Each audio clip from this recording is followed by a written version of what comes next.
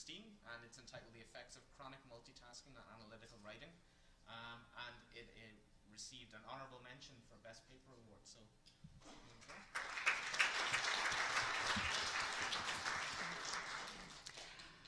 Hi, as was mentioned, my name is Christine Rosakranse. Thank you so much for coming this afternoon.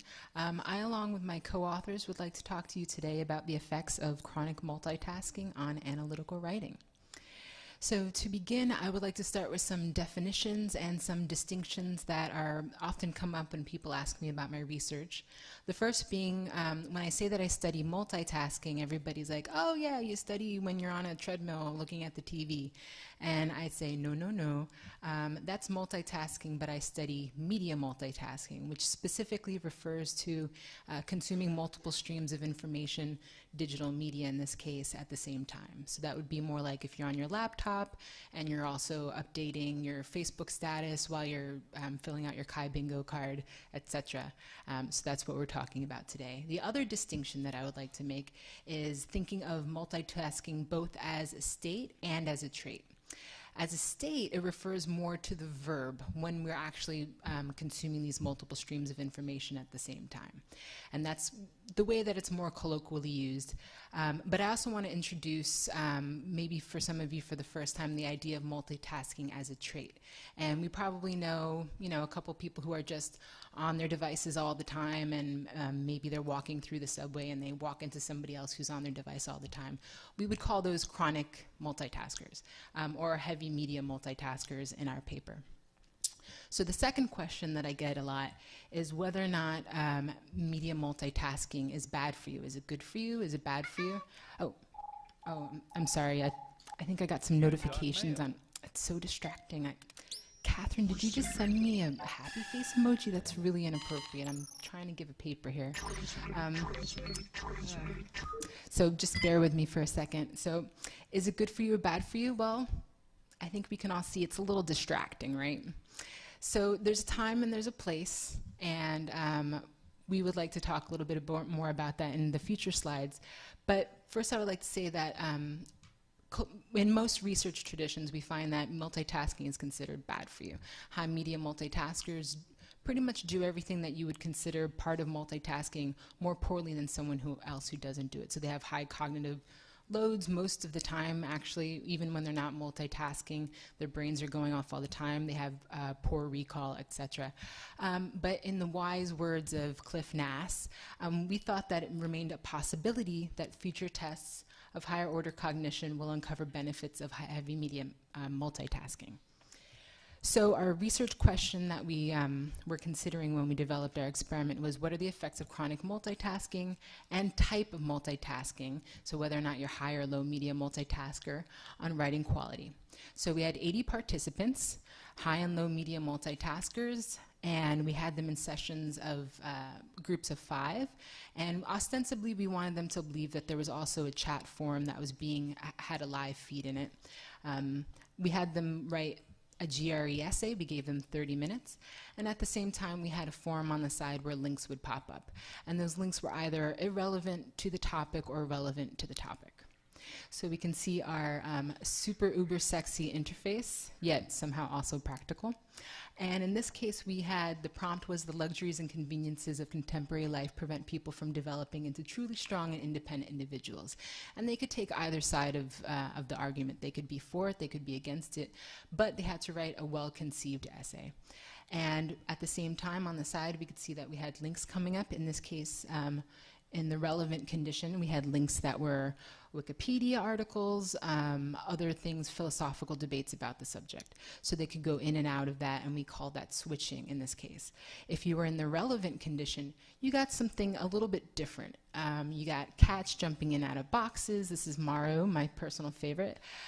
Or you got, ways to smash a pumpkin. So we could see that these were completely irrelevant to the task, but more likely the types of things that people would be multitasking with if they had a choice and if they were high media multitaskers.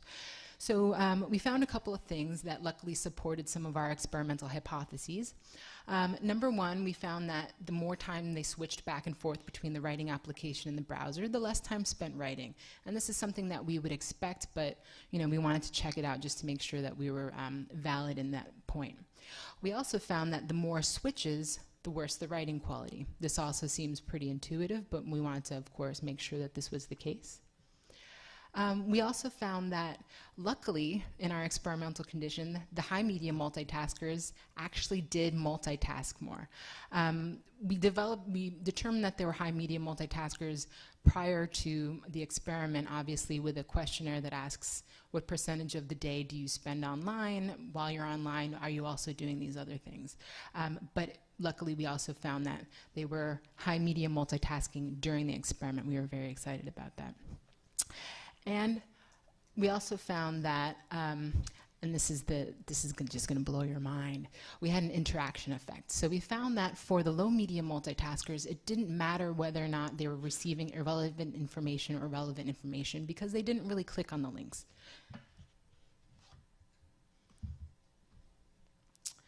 But for the high-media multitaskers, it made a huge difference. And if they were in the irrelevant condition, they actually clicked on those links a lot, up to 7 minutes, which is about a quarter of the time, and their writing suffered incredibly. If they were in the relevant condition, however, they also clicked on those links, but they were able to integrate that information into their essay and write better essays. So, then my riddle, how is media multitasking like drinking soju? Well, it's easy, it's cheap, but you have to do it with a little bit of awareness if you're going to be writing an analytical essay. So in a little bit more professional terms, if you're a chronic multitasker, please write with relevant media to do better. Irrelevant media is always going to hurt your performance. Thank you. Any questions?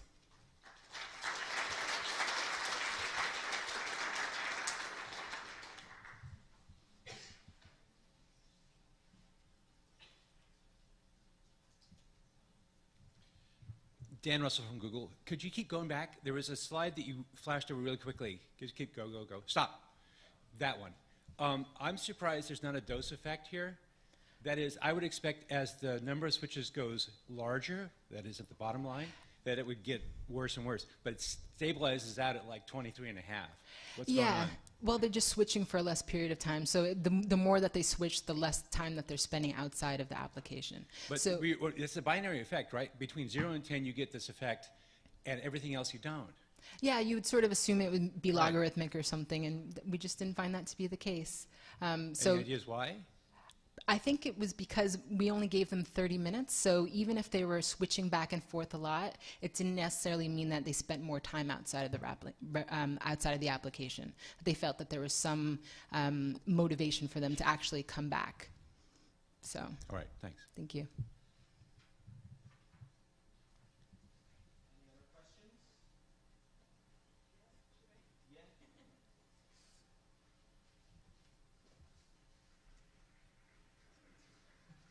It's going to take them all in.